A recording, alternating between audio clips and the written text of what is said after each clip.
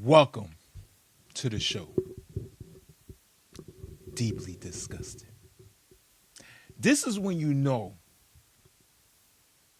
this whole drama of Chicago now allowing ICE to do their job, not stopping crime, continually letting 15 of y'all die on a Saturday and Sunday. This is all political. And I could prove it. The mayor and the governor, they're going to put Chicago in a hole that they would never recover from if the government don't get involved. And it's sad. It's really, really sad. Let's get to it. Thank you for watching. Like and subscribe. This is Deeply Disgusted.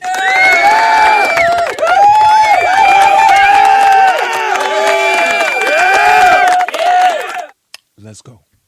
At 37th Place in Kedzie, it all started at I-55 in Kedzie, then they flipped southbound at Kedzie, where that offending vehicle crashed. They ran the federal agent off the road. Have them hold tight until I give you further direction, please. If you guys can start heading there as quick as you can, and then just hold tight for instructions with 999. For the chief of patrol, clear everybody up. We're not responding over there. Radio check. And again, per the chief of patrol, we have all the units. Okay, so if you listen, they was sending officers to go help the ICE or agents. So it's not true. At the original call, they was sending officers there. She just said, go there, these officers need help, stay there, and wait on additional information. That's that per 999.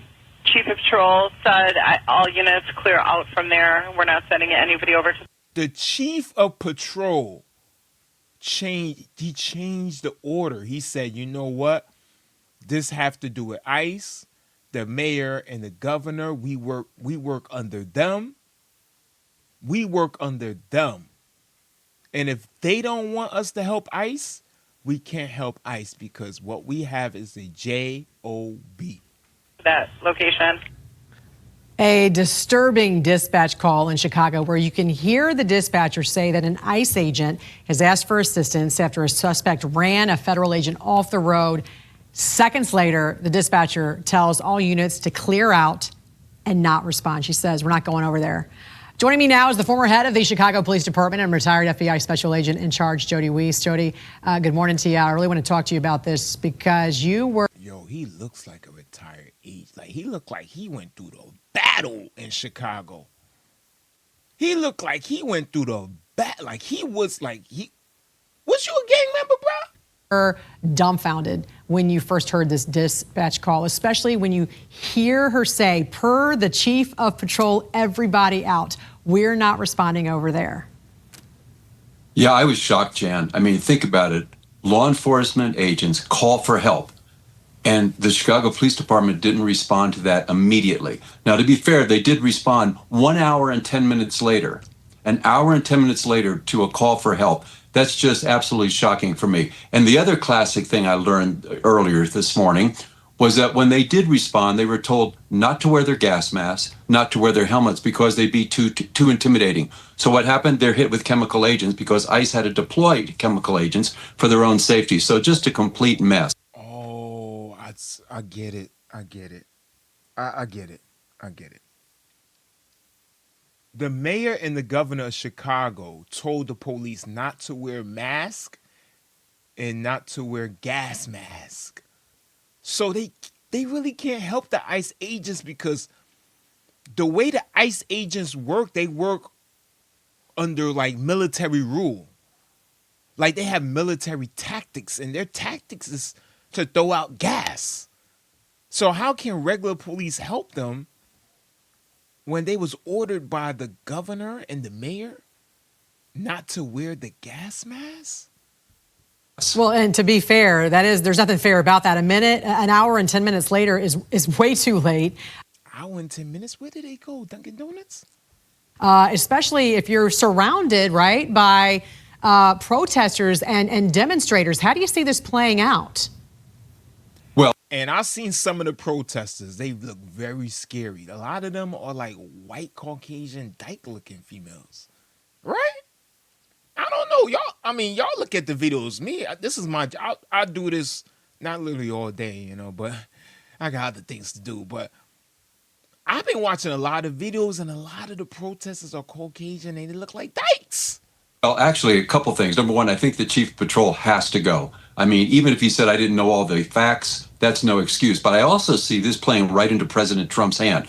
You have ICE agents who are unable to enforce federal law. That lines almost verbatim with Title 10, which gives the president the authority to federalize National Guard if federal agents cannot enforce the law. So Yes. If you don't bring your police to come help us when we need help, when we being attacked by all these lesbians and all these Caucasians that look like dykes, when we are being attacked and you don't want to come help us, Chicago police, guess what?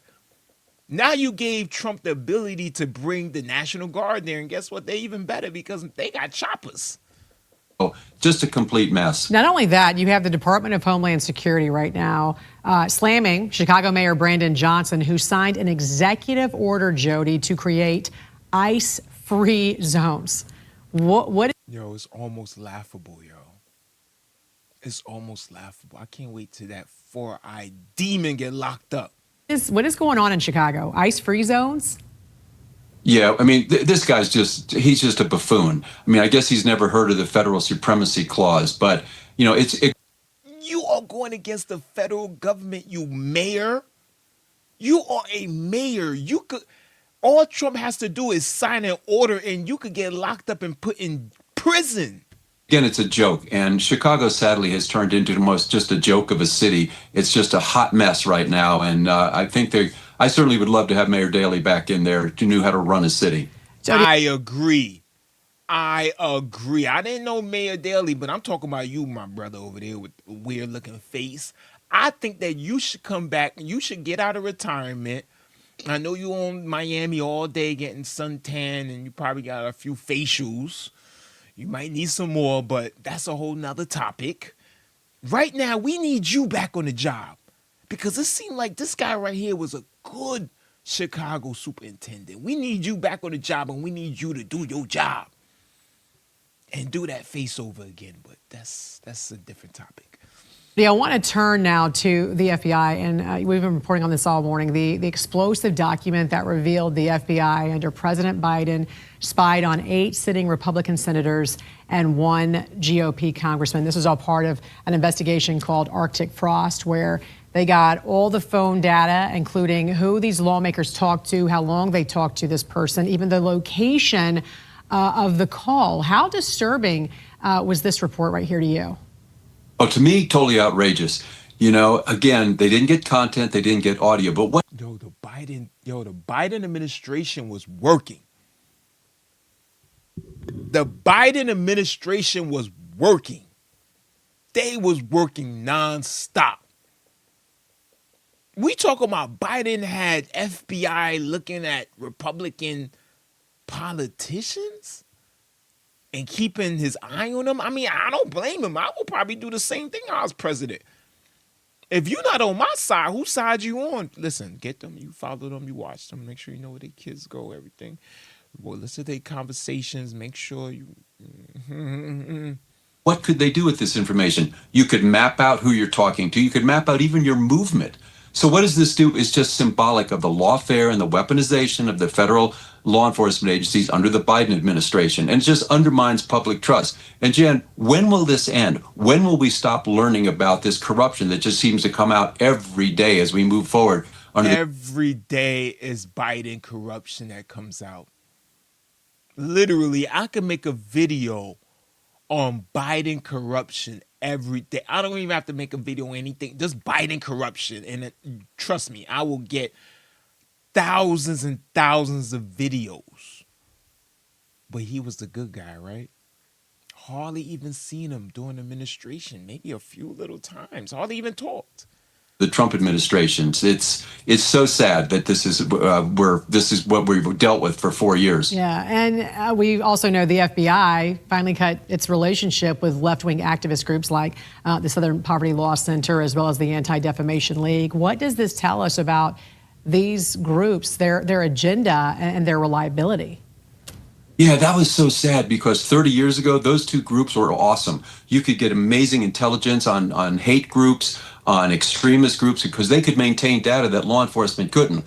Over the years, though, they have lost their way. And now, when you start calling Charlie Kirk and Turning Point USA an extremist group, when you're calling Catholics extremists, they just completely moved away and started focusing everything on the right. So I think it was a great move. What did this man just say? How can you have organizations that's calling Catholics extremists?